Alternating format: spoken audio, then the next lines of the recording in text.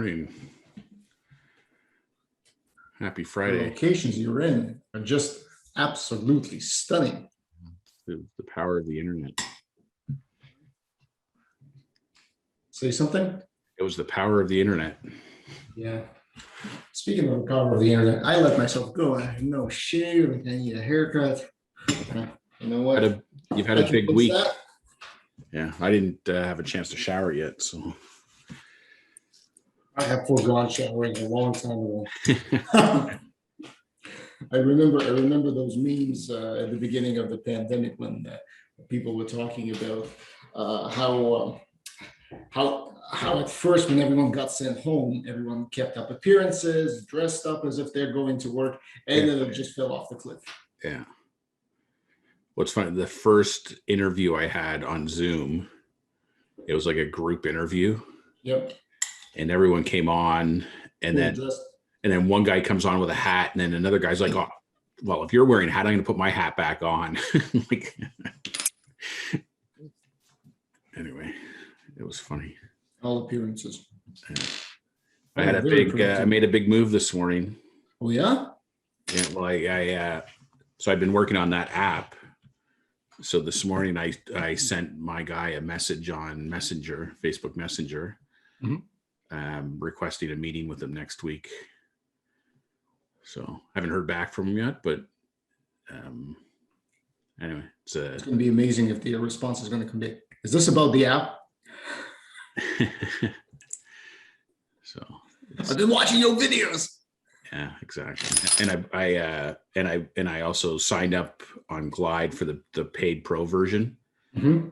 So I've spent $40 for the month because it removes all the Glide branding and lets you have a better opening experience and stuff. So yeah, that is exciting. That is very exciting. I've been very productive yesterday in terms of just editing everything, prepping all of the course materials for. I don't know. I have this feeling, even though according to, I know I'm going against the grain because if I haven't converted anyone, then it means I need to work on my beta course. Yeah. But I want to try to see if I can. If I put my mini nail a niche, I'm calling it nail a niche in a week course online through Facebook, see if I can get any traction and signups. Yeah. And when you say working on your beta course, like, is that to do another, like to do version 2 of it and then go through the same process where you try to get people to sign up? No, I'm actually trying to save it. Sorry. So I pared down the material. It's I think I condensed it substantially. Maybe I need to do even more of that, but let's just call it a bonus. So it was 14 lessons. Now it's, for whatever strange reason, it's still 10 lessons. What the fuck? My apologies for my French. Creating powerful goals. 1, 2, yeah. Oh no, it's not 9 lessons now. So I've taken the front piece out of it. I left only 1, 2. Maybe I need to remove this one as well. I'll look into it. Maybe I can scale it down even further. So here's a suggestion: if it's nailing your niche in a week, it should be 7 lessons. I just thought about that too. Or maybe it's not nailing a niche in a week. In a week plus 2 days. Yeah. Nailing a niche in 10 days. Yeah. It seemed to me that I didn't see the feedback firsthand, but from what you relayed, it was overwhelmingly that less is more. Yes. So, well, in that case, I need to edit more videos because as soon as you take a lesson out, I need to make sure that I'm not referring to that material anywhere else. But I've repackaged. I've trimmed down my opening video.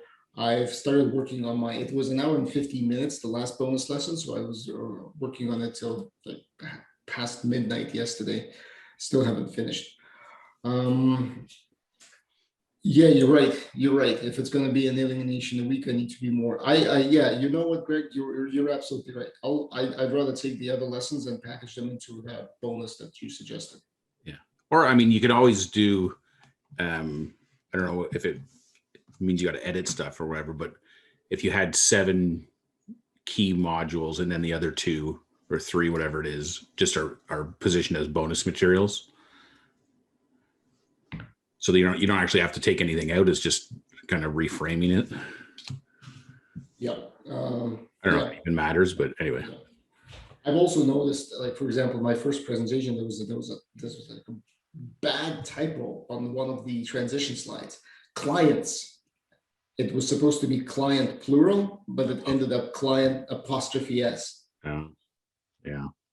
Anyway, so I was exporting a lot of videos, and as I was almost being done, because I export videos, then I run them through, there's a little piece of software, I think it's called Handshake.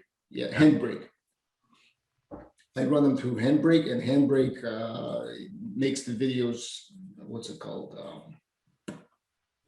Web optimized. Yeah. So it substantially reduces its size, and what it does is if a video is not web optimized, then in order for you to scroll, your browser needs to upload all of the information and off that video, and that creates delay. A web optimized video actually has it packages information so you don't need the end to start watching the beginning. Right. And as I finished doing almost a whole day's worth, there was like about 8 or 10 videos, like Camtasia, all of that stuff. Presto Player, which I'm using to play videos in WordPress, comes out with a new release. And the new release automates web optimization. So you just upload whatever video you put out, and it automatically optimizes it. And I was like, so now you don't need Handbrake. I don't, but I've already done all of that. Yeah. It's like, bugger. Anyway, to update you on the progress of sending out that email in terms of the sequence that you suggested. Yeah. 38 contacts were sent. Those are the people who never opened any emails from the beta. 3 of them opened, no responses. Oh yeah, so sorry, I'm just going to finish my thought. So yeah, I'm gonna launch that mini course and see how it works. And today I was just scrolling through Facebook. I never really do that, but I began noticing how many of those $27, $34 courses are out there. Yeah. It's just all of them are out there. Oh, so. Yeah. So I sent 28 emails yesterday. Yep. I had 42.9%, 12 opened, and I had 2 responses. And then those responses I responded to with, and I don't know if I broke the sequence and gave them too much too fast. I'm not sure, but I sent them like my template for documenting your career accomplishments. And a PDF that explains how to fill it out, and ask them another question. Like I basically said, here's a tool that I've found useful for getting you in the right frame of mind for thinking about everything you've accomplished to prepare for your interviews. Have you ever used a process like this? Something like that. And then I haven't heard back from either one of them, but so we'll see. I was just surprised that, to me, it was a bit of a victory that you send out a very simple question and I got 2 people immediately responding. So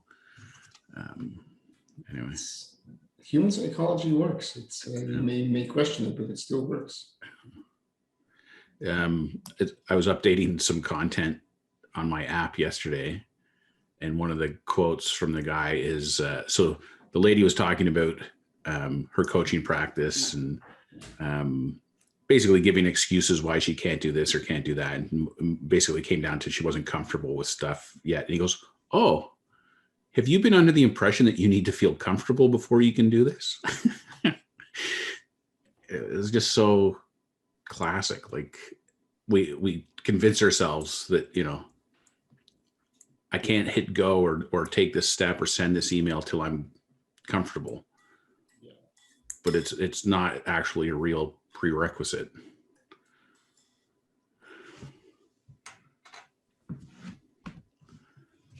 That is very true. I think it's mostly just excuses we tell ourselves just to not do something or justify why we're not doing something. Yeah, it's totally.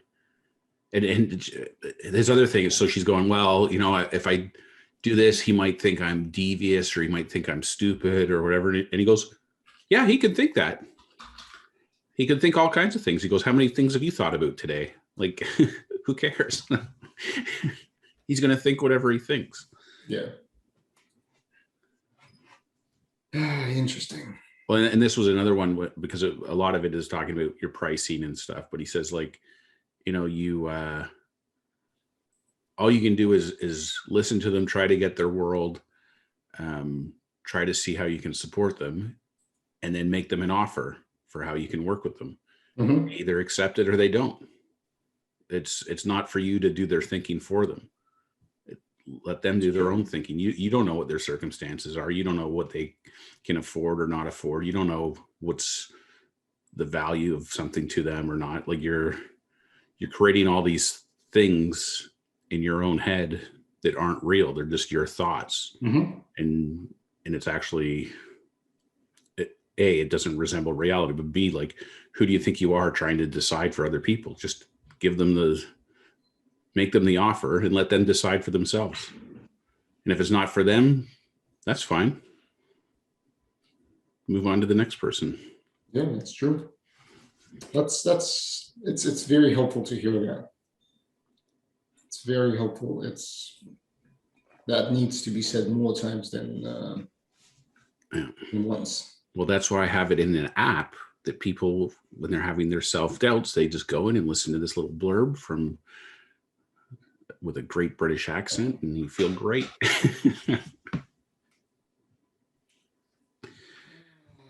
And off you go. And you're like, I'm glad I spent $5 this month for this app. True. We'll see what Jamie thinks about it.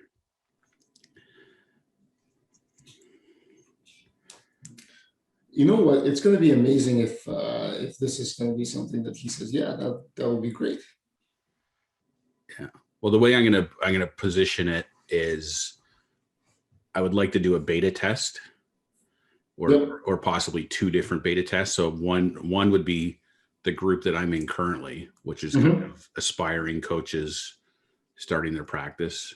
Yeah. And I'd also like to do a beta test with, say, 10 or 12 people from the other course that I signed up for, which is the Clarity certification course. So these are, you know, think of like the group I'm in now as kind of beginner coaches. And then I want to do a beta test with like coaches that are in the throes of the real live practice, because it's kind of 2 different purposes the app can serve.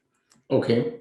So that's my first proposal is to do some kind of a test with those 2 groups of people. Right. And then that way you can figure out, you get feedback from them on the app, kind of like you've done with your course. But you can also see what parts of it they use the most, what's the most valuable. And I'm suspecting for each group, there'll be different aspects of it that are more valuable than others. You know what? I so badly would love to see that transpire, that he says, yeah, you know what? That's a brilliant idea. Let's give it a shot. Yeah. That would be fantastic. I'm hoping it comes across as a no-lose proposition, right? Like, this is basically, I just want to use what he already has and slice and dice it and put it out there. So it's kind of like, you know, it's like the top shelf model, right? Like, you don't have to do anything but provide us with content, and I'll do everything else, and then just send you a check at the end of every month for a big sum of money. It would be great. I mean, just even as a pilot. Yeah. Now, there is also a situation where you might find out that that has already been done, but hey, Yeah, who cares? could be. Well, it's funny because Miguel sent out an email yesterday Yeah, I saw that. that Facebook is basically launching something very similar to what he's been building. Yeah. Um, but again, it's like, it's one of these things where, so what? Like, so you're just, there can be, this isn't the, what's that movie? The Immortal. Is that what it's called? Really? There can be only one. Like, this is not that, that scenario. Like, it's kind of like the frustration. It's actually never that scenario. You're right. Yeah, exactly. Like that was the frustration when I used to work with our BD team. They'd be all about like, well, why is our thing so much better? And it's like, our thing is what it is. Like, go sell it. Like, I don't know. It just drove me crazy. If you ever watch Silicon Valley, of course, and they have the BD team come in when they're going to sell the box, and they're like, it's like, if I close my eyes, I'd be like, I'm actually sitting at a press of a meeting with our BD team. They're just driving me nuts. Anyway, great people, but I don't know. It was just like, what are all the excuses why I can't sell this versus just get out and sell it? Yeah. Or I can't sell this until this version is ready, or until this, I can't sell it. Well, I don't know. Brian and Miguel sold it before it even existed, so they figured it out. It's true. It's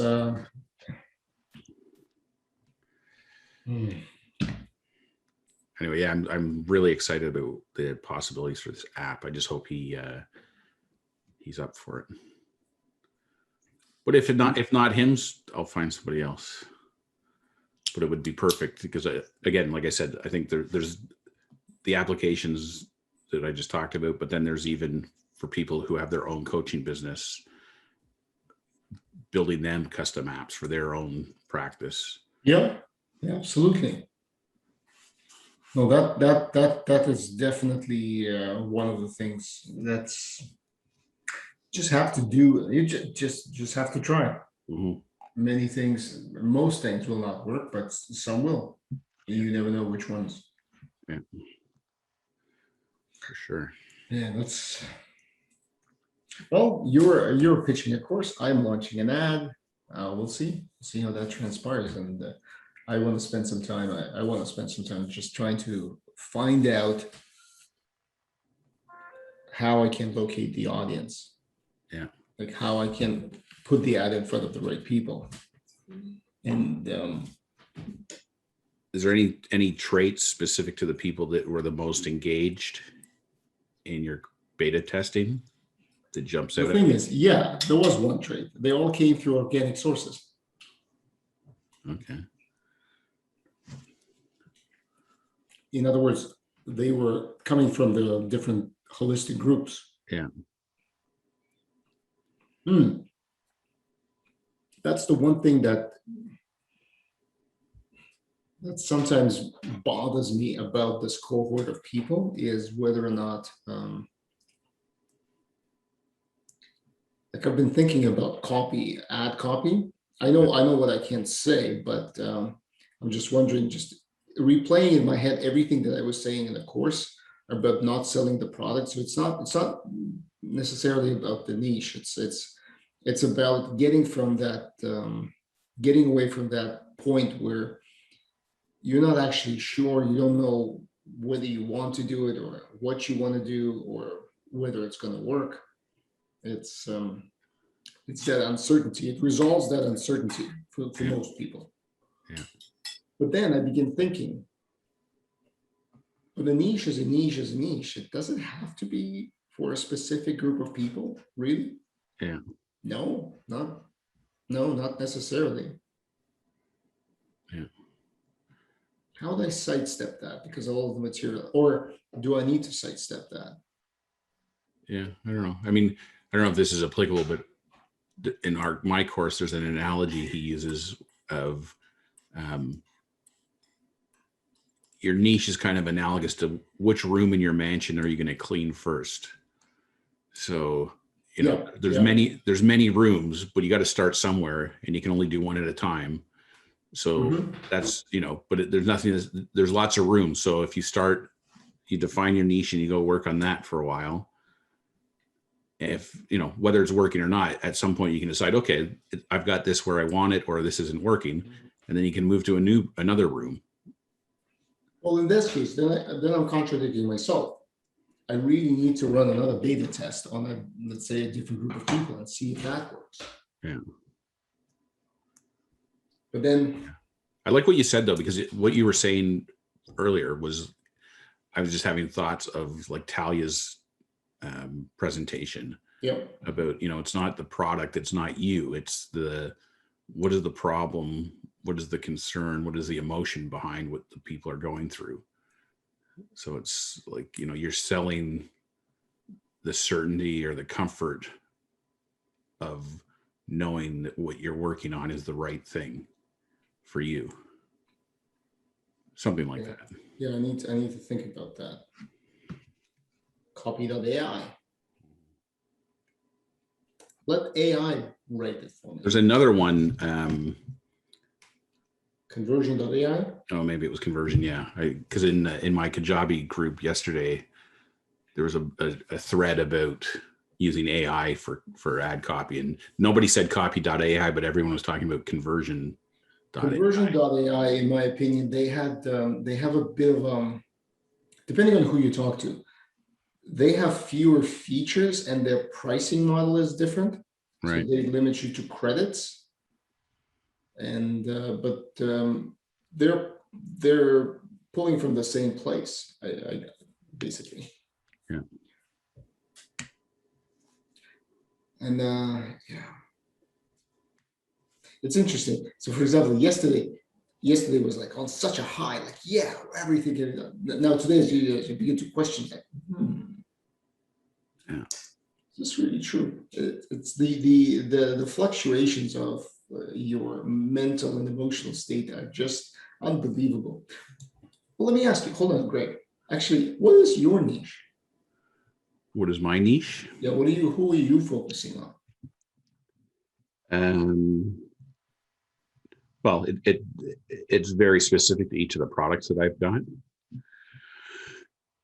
So for my home selling course, the target audience is people who are already on the market or thinking of going on the market, who recognize that they need to get the most money possible when they sell their home, and that's on them, not on the realtor or whatever.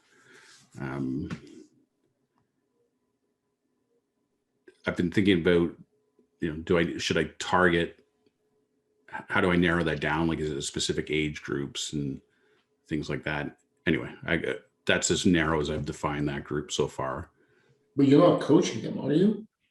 No, that's just the that's just the product. No, I was sorry. I was talking more specifically about the coaching aspect of what you're trying to do. Yeah. Well, for the coaching, there's two groups that I'm looking at targeting. So one, because of my leadership for retail managers course. Mm-hmm.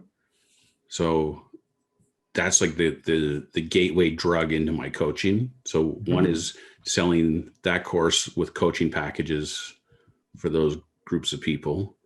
Then there's an option for one-on-one coaching with those people, but also the coaching for the business owner or whoever it is that's making the decision to buy that for their people. I want to parlay that into coaching for them as well. So that's one stream. And then the other stream I've been thinking about is co-op MBA students. So I've been thinking of repackaging the stuff as a leadership for co-op MBA students and reaching out to my contact at the group. Because I've worked with that group of people a lot. Like I spent the better part of 4 years, I think, every semester with a group of people. It was like that. Some reported directly to me, others reported to other people at Presima. But because I was in training, I kind of oversaw their onboarding and different things. So, and that one, like I see it as a coaching / mentoring / leadership consulting. Like that's, could I work with those people to mentor them and coach them as they start their career, and then hopefully like throughout their career. Mm-hmm.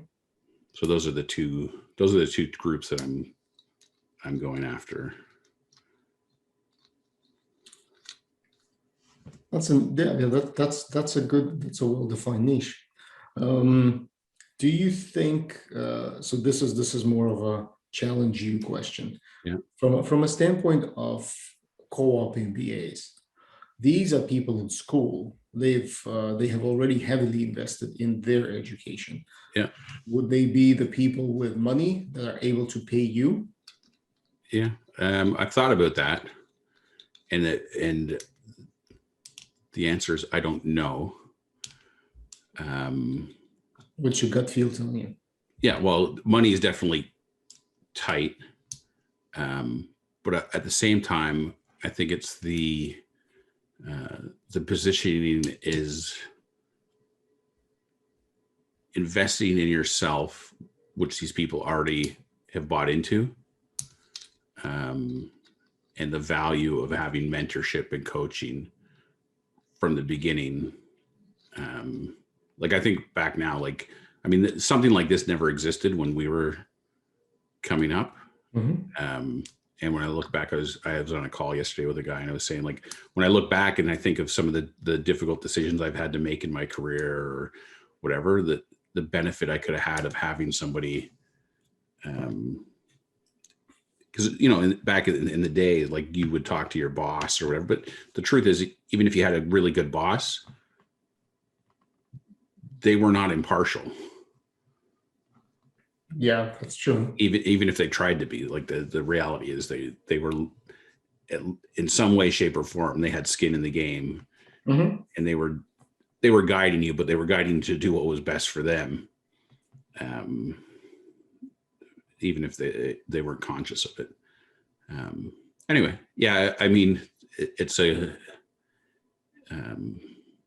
valid point, but it's also, I got to balance the potential financial rewards and difficulties there with, like, the other reason I want to work with that group is I really enjoyed working with those people, and I really feel like they're at this beginning point in their professional lives where I can really make a difference for people.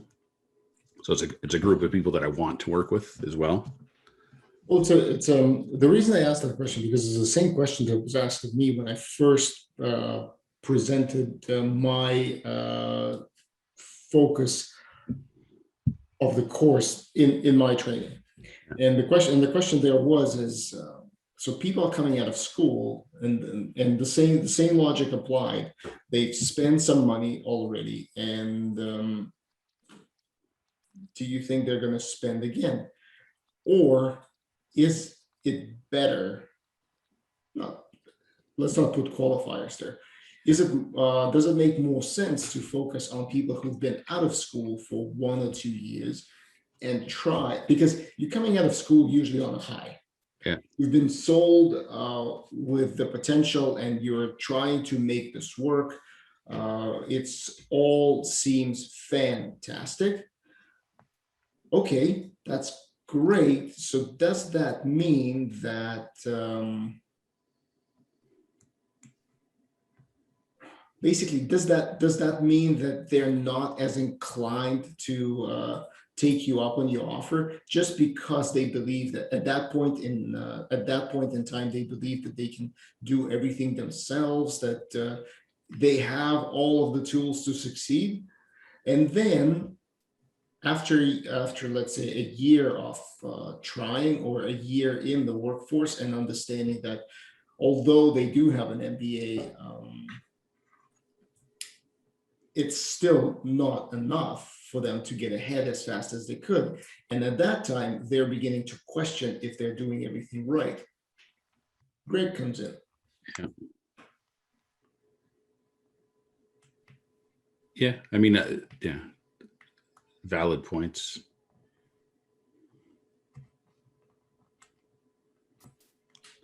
Part of my positioning on it was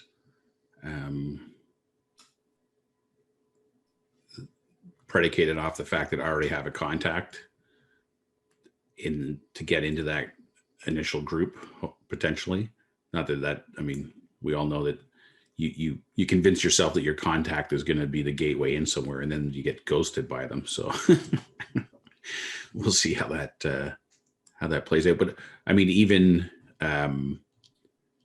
just thinking through the scenario you just described, like getting into that community, and there's an alumni aspect to it, and I mean, I'm going to reach out directly to every co-op MBA student that I interacted with at Pressima. So I don't know what the number is. I haven't made the list yet, but I'm thinking I directly worked with 12 or 15 people, I think. And then there's probably double or triple that I didn't work directly with, but I trained them and spent time with them and built a relationship with them. So, because those are all people that are, I don't know, by this time, I'm trying to think 5 to 8 years into their careers. Mm-hmm. And who knows what they're all up to.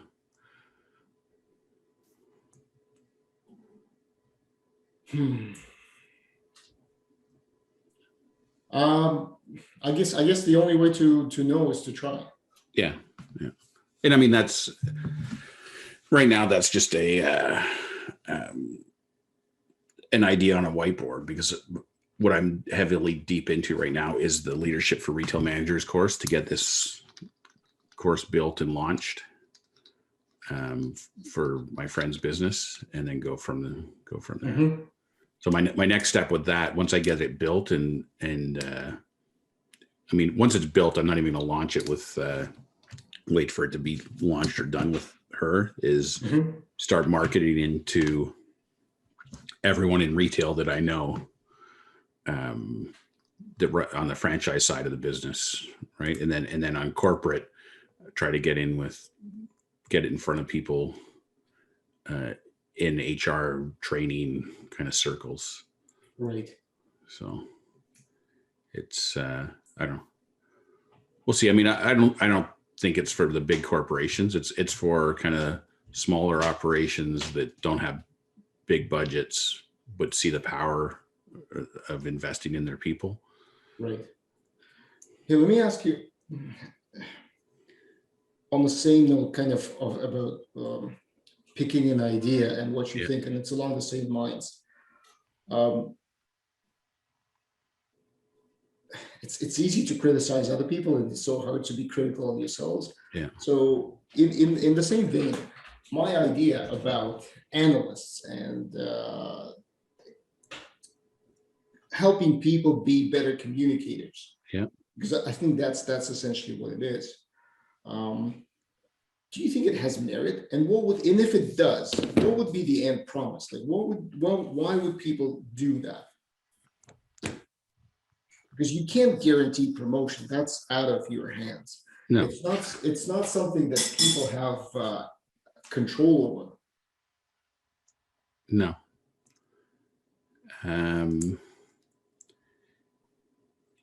Yeah, I mean, you can validate, are there people in those positions who have aspirations to get to management positions? Mm-hmm. I think we've worked with enough of those people to say yes. Yep. There is that group of people out there, and you can map out how do you get from where they are to where they want to be, and what are the skills they need to develop, what are the points of contact they need to make, what are the strategies they can employ. I mean, it's basically you're giving them a roadmap and then dragging them along that map to the end. But I mean,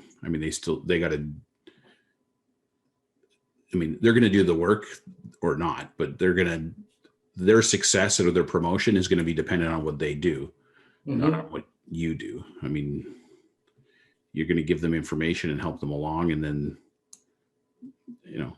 things will happen or they won't. But they'll feel better about themselves. They'll have the list with all the boxes checked saying, yeah, I did this, I did this, I did this. And that gives them the confidence to put themselves out there, hopefully. And I'll be the first to admit, like, I don't really have the answer for how you get to certain places, because there's so many people I've run across that I question, how did these people even get here in the first place?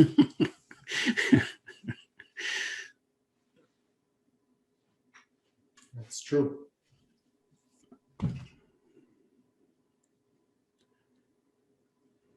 But yeah, I think there's something there. I think to what you were saying the other day, though, about going, you don't need to really figure it out.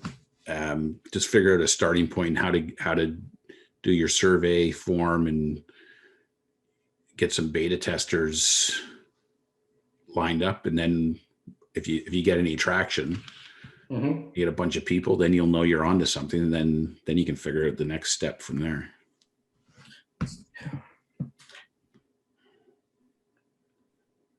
I need to map this all out because there's so many ideas, and yeah. There's an analogy that is used in my coaching course about, I can't remember exactly how it's positioned, but something to the effect of, life is like driving in the fog. You can only see 20 meters in front of your car, but you can make the whole journey that way. You don't need to see all the way to the end. You only need to see the next 20 meters, and then the next 20 meters, and the next 20 meters. So we get wrapped up in the thinking you just had, which is like, I need to map this all out. Not really. You just need to map out the first step of it. I think right about now we should end this call and go to the coaching call. And then go into it. I feel inspired by those quotes. All right. Well, let's do that. It's 9:37. So I'll just stop recording this. Yeah. And we'll say goodbye to our Zero viewers on my side. entrepreneur audience.